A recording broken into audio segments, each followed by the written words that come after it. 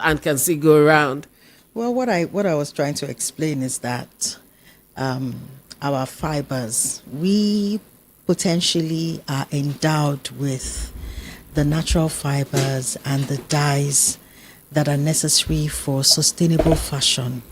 You know, a lot of the clothing that we wear right now, our apparels, are made from polyethylene, from plastic pellets. And that's what fast fashion has done to us, because we need to meet the rising demands of clothing, and they have to be accessible, they have to be affordable, but the factor of durability does not really play out, because the clothes, they wear out quickly, you know, and then they lose value, and they ultimately end up at our dump sites, especially those bend down boutiques that are sent in, you know, from the global north. You know, Africa is one of the areas where they easily divert, you know, the usage, and of course, because of our own socioeconomic development, we receive them because we use them, you know, for our own, if I can call it the second stage of the Maslow's hierarchy of need. You know, we need to clothe, we need to shelter. So, but we also have our own fibers and our dyes and the resources, the mineral resources that actually help our clothing to last longer, to be more sustainable. If you look at our dire or our ashoke, you would see that ashoke, over a period of time, if you keep it in a place that is humid, it begins to tear off in itself. So it degenerates by itself. That's the kind of clothing that we need to begin to foster, that we need to start to engender. These clothes that come from fast fashion, they take thousands of years to degenerate. And this period is not the period where we want to start to foster or to, you know, encourage long emission, carbon emission in our space. So we're circling back right now to our own traditional and our own sustainable way of living. And fashion is a real key aspect of it. Before we go too far, you just heard the voice of Titi Oshodi. She is special advisor to the governor of Lagos State, sustainable environmentalist. That's what she is too. She is a communications and strategy expert. Mention she can do, but right now she advises on climate change and circular economy, and she understands this very well and has been working a lot with this, and we'll be looking at the circular economy because therein lies wealth in the form of waste. Right? Am I correct? Absolutely. Absolutely. Let's start with the ban. The state just talked about banning single-use plastics. You know, the one that made the major headlines the other time will be the styrofoams, and now the single-use. And when you talk about that, pure water and all would fall on that category and so on.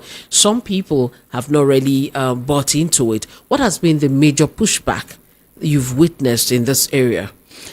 I don't think that, so you say some people have pushed back, and the people that have pushed back are, you know, producers and manufacturers, you know, and understandably so. They are producers, they are the ones that have invested, they have made projections in the production of these things. You know, they already have a lineup of distribution, you know, network, and their supply chain is going to be affected. And, you know, how do they recoup their investment? So from the government angle, yes, they have, you know, enacted this law and it is in place. But also remember that what is happening is there's been a 1-year moratorium. You know, so they are aligning with the plans of the government. There are stakeholder engagement processes that are going on. The Ministry of Environment, ably led by the Commissioner and the Permanent Secretary, are really beginning to sit at the round table to ensure that all of our manufacturers, all of those, the big entities, the organizations who have expended, all of the cost in establishing this product, already have ways of recovering these materials. No, not just the money, but also ensuring that there is a model for the packaging recovery. Okay. Of this, so when they are sent into the society, when they are bought, there are deliberate positioning, there are deliberate models for collection back into the manufacturer's let's call it system. So we want to ensure first by helping them to protect their investment, but on a long-term basis, discontinue the production and establish alternative options. Materials. So if we're saying to get back, that means if somebody who produces pure water, right? That'll be the simplest to talk about now. They produce pure water and I buy. By the time I buy, maybe I throw it into the gutter when I'm done or into the bin. How do we have that collection happen again? Now, the process and the phases of collections, they come on different levels. You have the water, the pure water bottles and those packages that these organizations have people positioned and businesses that are positioned within local government areas, within communities, and ensuring that, they are able to capture as much as possible. That is to gather them, to pick them. Yes, to pick. They cannot totally, eradicate, from the system. But, it's a push-pull effect. There is the aspect of that ban in place, which ensures that there's some level of deterrence. So you and I know that from the ban, people already have in their minds that they should not be using the styrofoam. Okay? You would notice that there has been some level of reduction in the usage of styrofoam.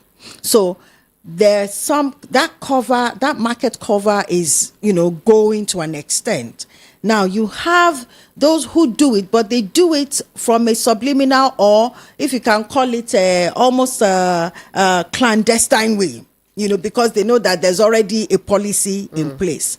So in that area, you will find that you need to study the market and say, where are the areas that these products usually push out from? You will, as a manufacturer, I will position people in those areas and ensure that there are, the bottom of the pyramid people, ensure that there are cleaners, ensure that I'm working with Loma, who have their workers and their sweepers all around the space. You understand? I'm working with businesses who also use these products, in their production for something that's like BASF uses styrofoams to create items that they use for electronics, right? So we ensure that people who are in need, people who drive income from packing these things are in the space, in the market space, so that this mopping up is ensured, is engendered. But on the back end, you also know that there is a policy for deterrence. So punitive measures will be established for those who go against, because by the time you move up the layering of not conforming, of being a responsible citizen, abiding, to the policy that is in space. By the time you are caught, that means that at least advocacy has been pushed out as much as possible. The level of stakeholder management has been established.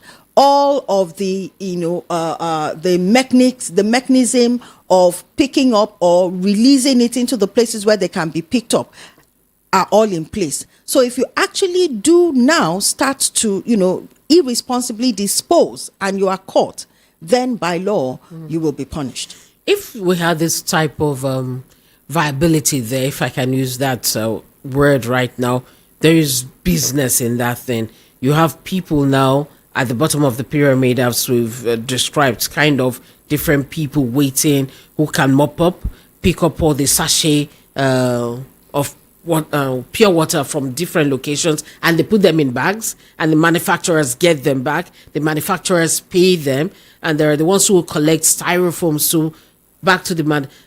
If that was something that was doable, why do we ban them?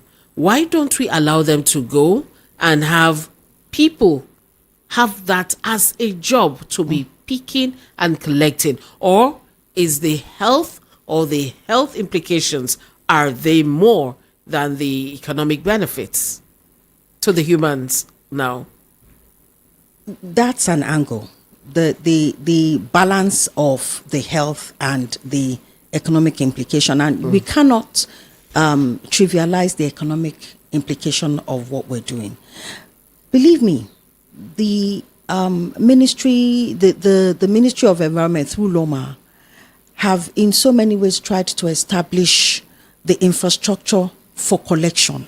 Recycle, all those recycling processes. Even they adopt a bin, programs, driving the message through schools, using children to understand the viability or the benefits in terms of economic, in terms of health-wise, of recycling of plastics.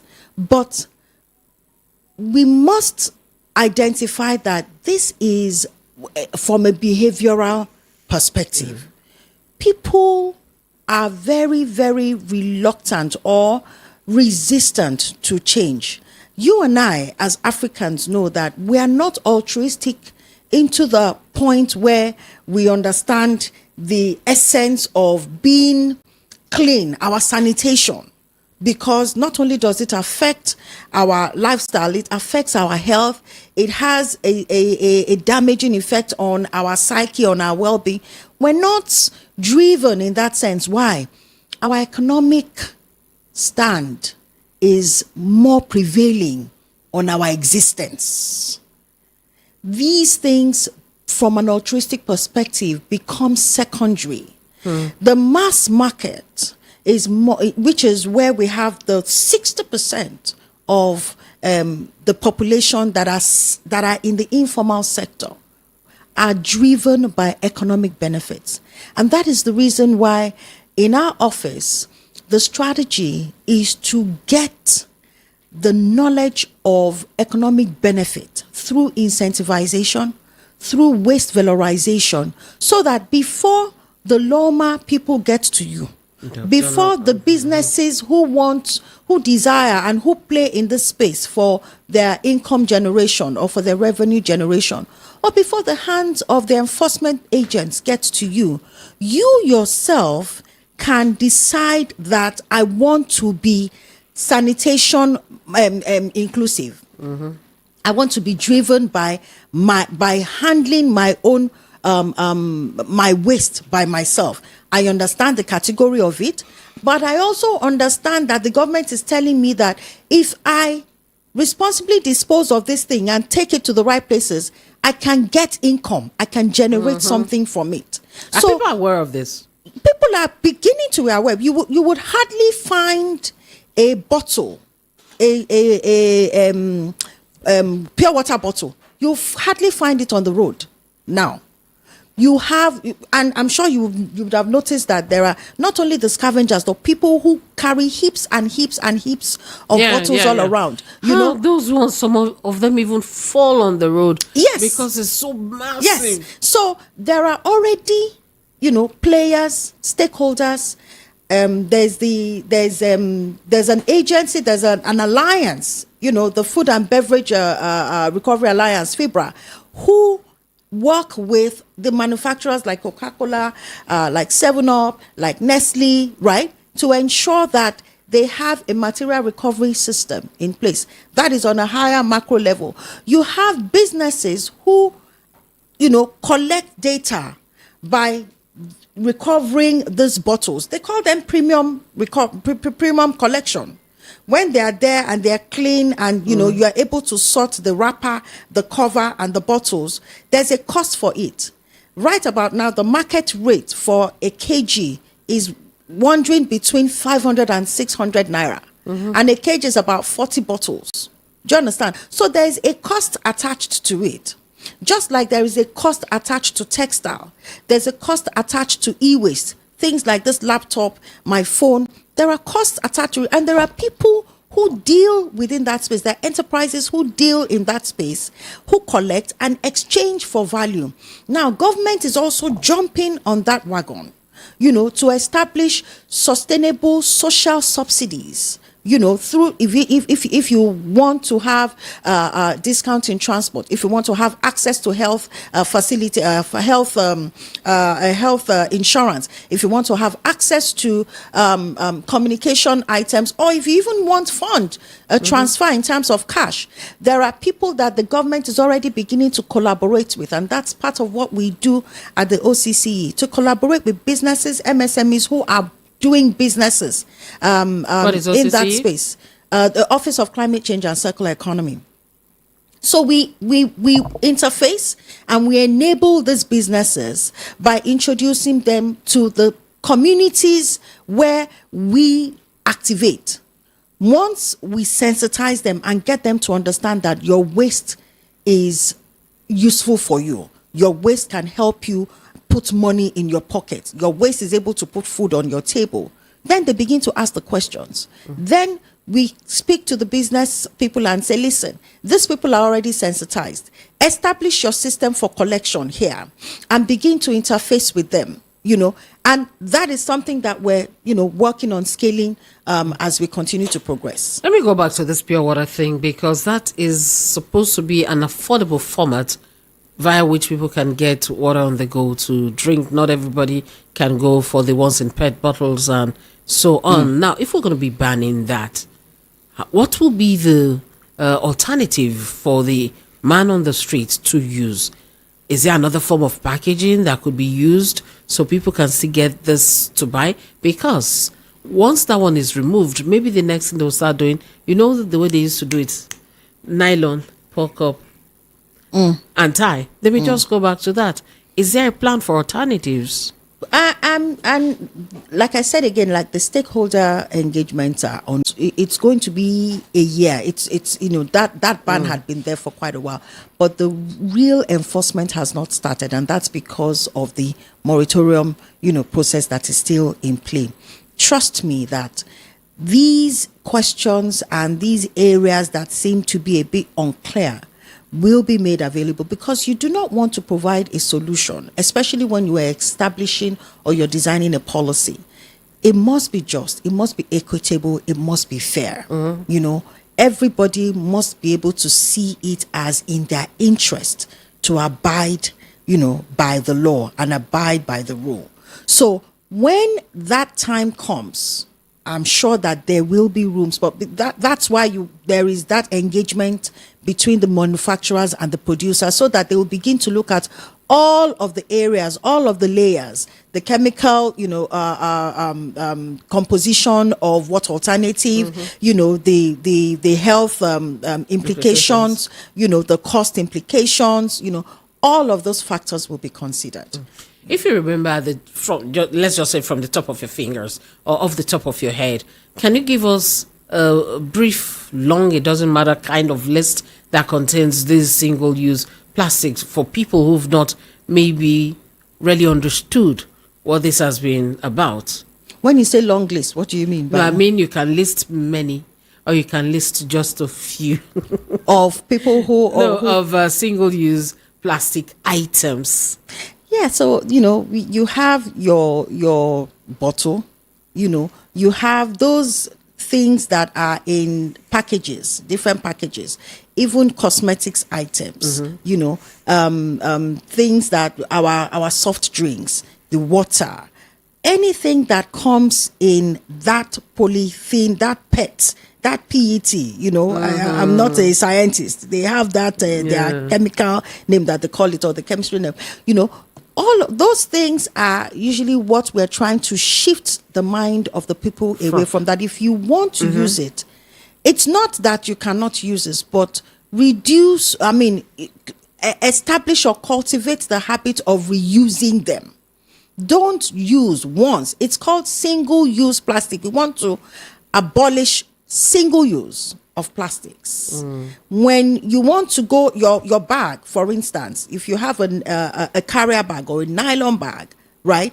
Keep your nylon bag instead of, we already have that habit of putting the nylon bag inside the nylon bag inside the nylon bag. Of course. So if you want to go to the grocery shop, Take what? can't you take that nylon bag that I've put into another and take with you? Many Why are you people use waiting them to for pick up rubbish. another nylon bag? Many people use them for rubbish, so it's a way of getting it to use for rubbish. Okay, so there are ways around it. Okay, if you use that to buy a nylon to buy your groceries, and it's in the house, but by the time you're getting another one, you can use it for your trash, but you must have good use for it. And then the circular economy aspect of that nylon bag is that even when you finish using it as trash, there has to be a use for it. That nylon bag should not end up even as a wrapper for your dustbin, for your garbage, should not end up at the dump site. Within the space of circular economy, there are uses for those things in the area of breaking them up for another purpose, for repurposing them for another item. Okay? So, first and foremost, because there's a huge volume of it, that it needs to be reduced, right? People need to stop acquiring and accumulating those plastics and, not reinventing the use for them on a sustainable and on a long term basis. But there are things like straws that we can't use again. But I know that they're trying to make paper straws and all that. For such, do we avoid using straws then? We can't avoid using straws. You see, the thing is that first, our economic landscape determines the level of manufacturing or what we produce. Okay, we're still trying to overcome the argument of affordability for sustainable products. Why? The production process is quite expensive. So that is why you would find, you and I know, when we're buying these things, they're not the fast fashion, the quick, fast fashion items do not sell, they're not as expensive as this our fabrics own. and all that. Because of the process, the production process. And that's because the sort of investment that goes into that industry has not caused the proliferation such that it shuts down the cost. So when we have a higher level of demand, and producers are able to produce more, then they begin to cut across the profit margin, and they can crash it down because they'll be selling in volumes, right? So at this point in time, it sounds like an ostentatious, it presents itself like an ostentatious product, okay?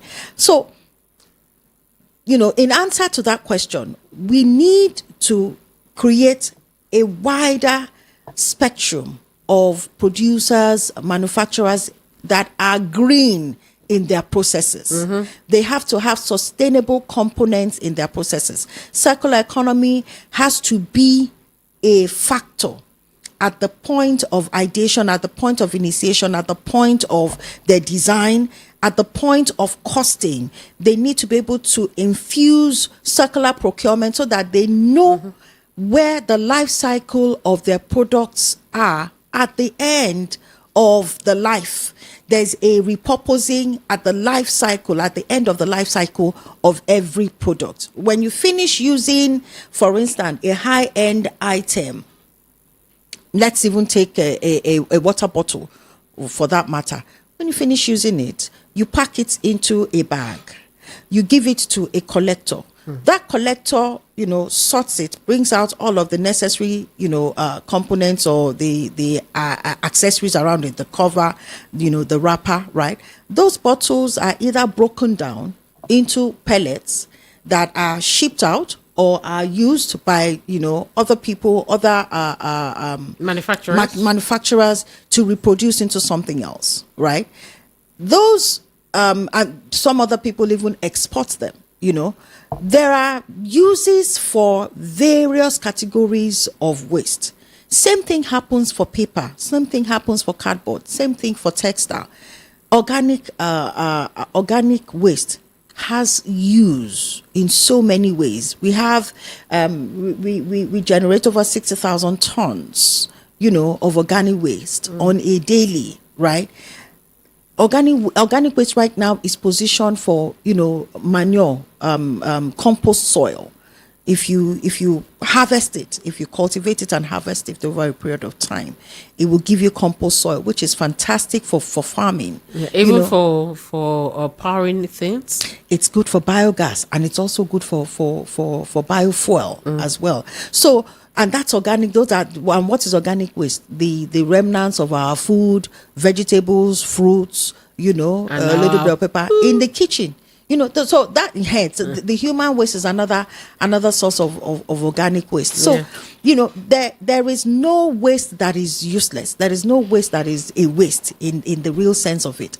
So our first line of action as a government is to begin to sensitize the polity so that they begin to understand that waste is no more waste. There is a value. It can actually be used as a currency right now. And it is accessible. It is convenient.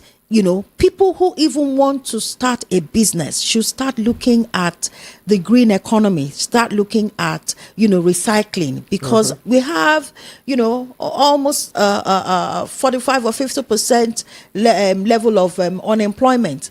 So how can we begin to harness, how can we begin to drive the mindset, develop skill, develop competences in the area of green economy so that our young ones can begin to look at something that they can do to build a career or, an economic trajectory for themselves. We have to wrap up now because time has run away.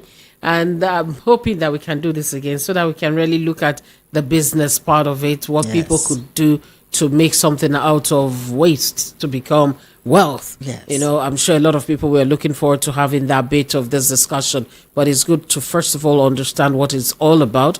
But since unfortunately, due to no fault of yours, we couldn't start at the advertised time, we'll please discuss it maybe sometime next week or so. We can have time to check your calendar so that we'll have time to look at the business part of this whole thing, because not just big companies now. We'll keep saying manufacturers, people just think of big companies. I'm sure there are ways small business people can also harness the potential in the secular economy.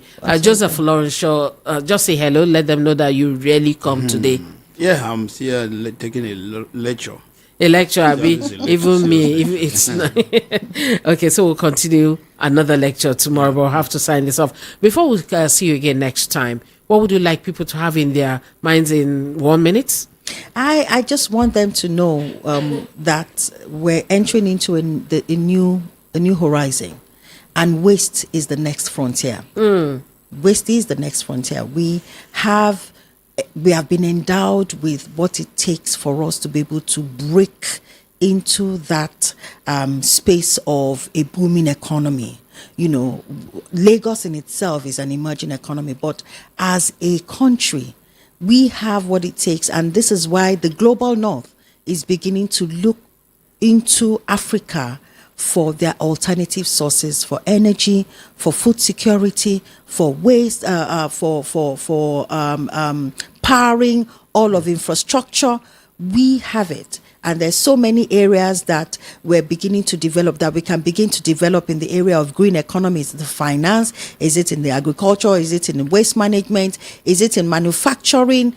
We have natural resources and we can begin to talk about that. When we start, we will not be able to finish in a rush. We have what we call the EBN, the Economy Business Network, which we have curated over 400 sustainable enterprises, and we're still building them. And what we're doing is providing business support, building capacity, giving them access to finance, facilitating their connectivity to funding and also market as well. And so there's so much that is going. Waste is the next frontier. Thank you very much. Waste is the next frontier. When she said that, I almost said, preacher, preach it. But I remember that I'm not in church, so I had to respect myself. Thank you so much, Titilayo Oshodi, for coming on the program today. And I see why you are advising the governor on climate change and secular economy. And again, congratulations on the award you got Thank you. recently. The peak performer you are indeed.